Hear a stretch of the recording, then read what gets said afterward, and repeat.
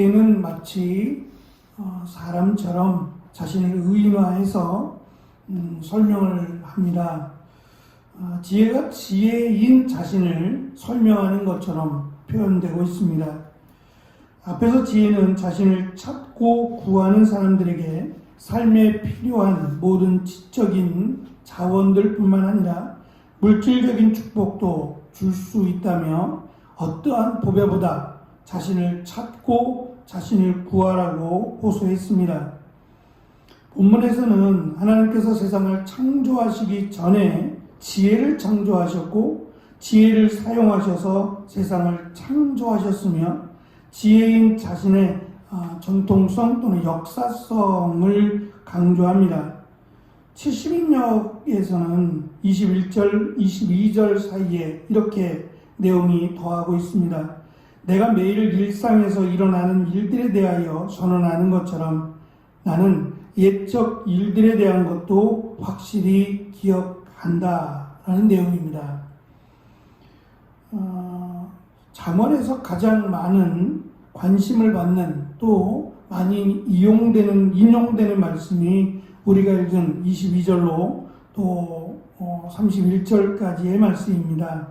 왜냐하면 잠언에 등장하는 많은 관심들, 특별히 사람들과의 관계나 말이나 돈이나 일이나 이런 등등의 다양한 주제들을 다루면서 이 주제들을 하나님과 그리고 우리와의 관계를 연결하는 것이 잠언인데 그것에 대해서 이 지혜의 역할을 지금 강조하고 있는데 이 지혜가 마치 내 것인 것처럼 또는 내가 지혜를 만들어내는 것처럼 그렇게 이해할 수 있다는 거죠. 그런데 그게 아니라 지혜는 내가 만들어가는 것이 아니라 이 지혜가 하나님이 만드신 마치 하나님의 피조물인 것처럼 그리고 하나님의 선물인 것처럼 우리에게 주어지는 선물인 것처럼 지금 설명하고 싶은 겁니다. 그러니까 나이가 많다고 해서 무조건 지혜가 생기는 건 아니라는 거죠. 또 나이가 어리다고 해서 지혜가 없다고 말할 수도 없다는 거예요. 그러니까 지혜의 길이라고 하는 것이 있는데 이 지혜를 만나는 또 지혜를 찾는 길을 걸어가면 반드시 그 사람은 지혜를 만나게 될 것이고 지혜를 얻게 될 것이고 이 지혜를 하나님께서 사용하신 것처럼 지혜를 사용하게 될 것이라고 하는 설명입니다. 다분히 이 설명은 쉬운 설명은 분명히 아닙니다. 지혜가 스스로 자신을 의인화해서 자신이 하나님의 역사하신 그 역사들에 참여를 했고 지금도 참여하고 있다라고 하는 그렇다고 해서 지혜가 하나님은 아닙니다. 지혜 역시도 피조물에 불과하지만 그 피조물된 자신의 역사를 자신이 살펴보니 자신은 어느 날 갑자기 뚝딱 하고 만들어진 것이 아니라 하나님께서 만들어진 것이다 라고 하는 설명을 지금 하고 있습니다.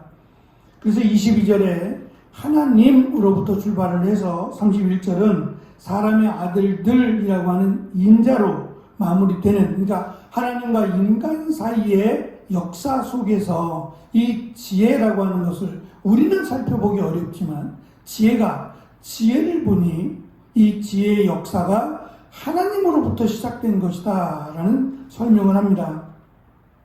그래서 22절부터 26절은 세상보다 먼저 지혜가 창조되었다라는 설명이고 27절로 31절은 그러면 왜 지혜를 하나님이 만드셨고 지혜가 하는 역할이 무엇냐라고 하는 설명입니다. 지혜는 자신이 하나님처럼 영원히 존재하는 것은 아니지만 세상의 그 어떤 피조물보다 오늘 말씀에 등장하는 산을 만들고 궁창을 만들고 하늘을 만들고 하는 설명들을 합니다. 구체적으로 설명은 안 하지만 적어도 사람은 이 모든 것들 궁창이나 또 하늘이나 산들보다 나중에 만들어졌어요. 나중에 창조가 되었습니다. 그래서 가장 웅장하고 가장 그 스케일이 큰 것부터 먼저 기록을 하고 그 다음에 이것들이 조성된 뒤에 나중에 사람이 만들어지죠. 그러니까 이러한 모든 것 태초에 하나님이 창조를 시작하실 때에 그때도 지혜는 있었다는 겁니다. 그래서 이 지혜가 지금 우리에게 가르쳐 주고자 하는 것은 이 역사, 인간의 역사보다 더 앞선 그 역사성을 가지고 이 지혜가 자신이 하는 일, 또 하나님이 지혜를 만드신 이유를 지금 가르쳐 주려고 하는 겁니다. 지혜는 하나님의 창조 사역에 있어서 다음과 같이 증언합니다. 먼저는 하나님이 유일하신 창조자라는 창조주라고 하는 설명입니다. 두 번째는 하나님은 세상을 견고하게 만드셨다는 겁니다. 28절에 보면 그가 위로 하늘 구름을 견고하게 하시며 라고 하는 부분은 하나님이 그냥 만드신 것이 아니라 하나님의 뜻이 있고 질서를 세우셔서 그것에 따라서 하나님이 만드셨다는 거죠. 그러니까 하나님이 만드신 것이 보통 우리가 생각하는 하늘을 만들고 끝이 아니라 이 하늘 안에는 이 하늘 속에서 이루어지는 모든 일들을 하나님이 질서를 만드시고 세우셨다는 거죠. 그래서 어느 지역에 갑작스럽게 일교차가 크고 또 기후가 바뀜으로 인해서 갑자기 우박이 내린다든지 예상치 못한 그런 그 날씨를 경험하게 되는 것도 그것이 그냥 보편적인 우리가 늘 경험하는 그런 날씨만이 아니라 기후의 변화에 의해서도 하늘은 움직인다는 거예요. 그러니까 인간이 만든 이런 그 자연재해, 이런 자연재해를 통해서도 하늘이 아무런 반응을 하지 않는 것이 아니라 반응을 하게끔 하나님 만드셨다는 거예요. 그러니까 인간이 그것을 파괴할 수 없다는 거예요. 하나님이 세우신 질서가 워낙 견고해서 인간이 하나님이 만든 질서를 파괴하거나 또 하나님이 인간이 그 질서를 만들어갈 수 없도록 하나님이 견고하게 그 질서들을 세우셨다라는 설명입니다. 세 번째는 세상의 이치도 29절에 보면 하나님이 정하셨다는 거죠. 바다의 한계를 정하시고 물로 명령을 거스리지 못하도록, 그래서 하늘과 땅에 있는 모든 질서들을 하나님이 세우셨고 이 질서들이 무너지지 않는다는 거예요. 네 번째는 하나님은 세상을 창조하시고 매우 기뻐하셨다라고 하는 설명입니다. 지혜는 살아있는 생명체가 아닙니다. 그럼에도 불구하고 지혜가 마치 살아있는 생명체인 것처럼 지금 설명하는 이유는 지혜를 통해서 하나님을 알 수 있다는 거죠. 하나님의 역사, 또 하나님이 기뻐하시는 것 등등을 지혜를 통해서 알 수 있도록 지혜를 사용하셨으며 지금도 지혜가 그 역할을 감당하고 있다라고 하는 설명입니다. 특별히 욥기서에 보면 욥이 하나님이 말씀하신 내용들을 아멘으로 받지를 못해요. 받지 못하고 자꾸 자신의 의견을 설명합니다. 그러니까 불만이죠. 자신의 불만, 하나님을 잘 알지도 못하면서 하나님을 아는 것처럼 자꾸 설명을 해요. 그래서 마치 자신이 하나님 위에 있는 것처럼 이렇게 함부로 말을 하는 욥에게 하나님께서 이렇게 말씀하십니다. 내가 땅에 기초를 놓을 때에 너는 어디 있었느냐? 우리가 잘 아는 그 포악한 짐승이요, 리워 야단이라고 등장하는 그 포악한 짐승, 생각만 해도 막 오금이 저릴 만큼 끔찍한 그런 짐승을 앉으라고, 일어서라고 이렇게 말할 수 있으며 그것을 훈련시킬 수 있느냐?